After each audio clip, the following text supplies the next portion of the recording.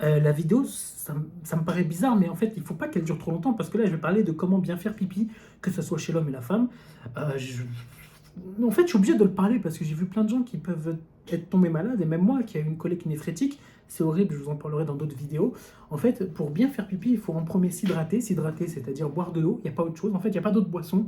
Même le café, c'est pas forcément la meilleure des boissons. Même le thé, une tisane, ce n'est pas la meilleure des boissons. Même une tisane infusée, verveine, tout ce que tu veux, ce n'est pas la meilleure des boissons.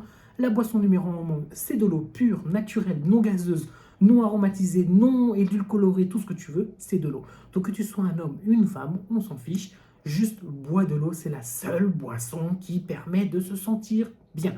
Ensuite, comment aller faire pipi? En fait, c'est pour l'homme, c'est vrai qu'on a l'habitude de se tenir debout et de se tenir le zizi. En général, c'est très bien, mais n'oubliez pas que il faut avoir les mains propres parce que vous touchez quand même une partie de votre corps peut être plus ou moins sensible. Donc, si vous êtes quelqu'un qui travaille dans le BTP ou machin, faites attention quand vous touchez cette partie intime qui est sensible. Donc, s'il vous plaît, lavez-vous les mains peut-être avant et aussi après. Hein, ça, c'est important, mais ça, j'en ai déjà parlé dans une autre vidéo de comment se laver les mains, surtout quand on sort des toilettes.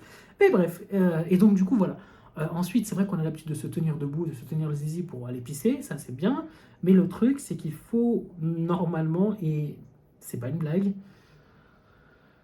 normalement, il faudrait s'asseoir.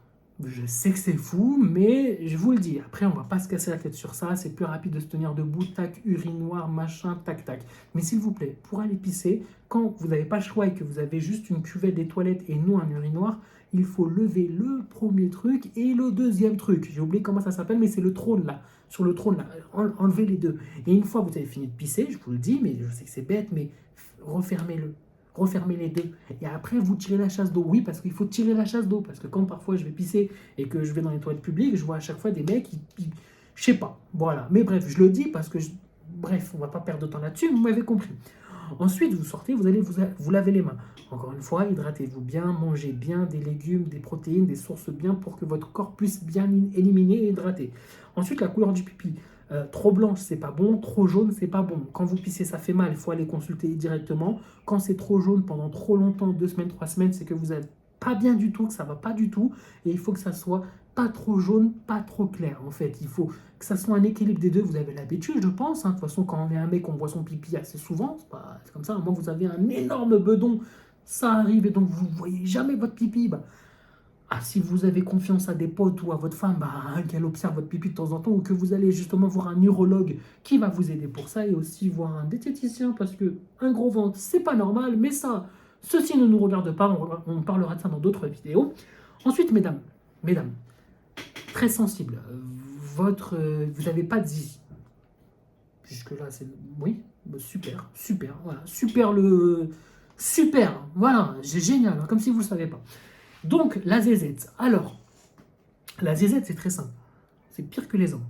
Là, voilà. Ah oui, le pipi de zizi, il faut nettoyer. Hein. Alors, quand ça goûte, si vous avez l'opportunité d'avoir un mouchoir, si vous n'avez pas de mouchoir, le zizi, il faut le taper. Voilà. Comme ça, les gouttes, y partent. Vous avez compris. Voilà. Et pour que les gouttes partent, parce qu'il ne faut pas que ça reste dans votre slip et que ça soit dégueulasse et que ça pue et que vous ne sentez pas bien et que ça gêne les autres et les autres. Bref, ça c'est bon. Ensuite, si vous avez du papier toilette, vous prenez un petit peu de papier toilette et vous nettoyez le zizi. Je ne sais pas comment vous faites, mais faites ce que vous voulez. Mais vous nettoyez, vous essorez le zizi. Voilà. Attention, faut pas faire ça, hein, c'est pas bien, non, attention. Mais en fait, vous faites en sorte qu'il n'y ait plus de gouttes pour que justement votre caleçon, slip reste propre. Voilà. Désolé. Maintenant, les femmes avec les zézettes. Alors, quand vous faites pipi, encore une fois, buvez de l'eau, machin, couleur, machin. Pour voir la couleur de votre pipi, ça, ceci, ne me regarde pas, vous faites ce que vous voulez, vous allez voir des urologues, vous allez voir des...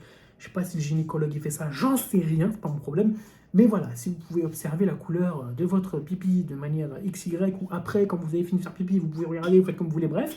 Faites attention à ça aussi, c'est important. Mais vous, l'hygiène, il est encore plus sensible parce qu'après, infection, problème génitaux, problème truc, problème qui va... Enfin, trop sensible, donc s'il vous plaît.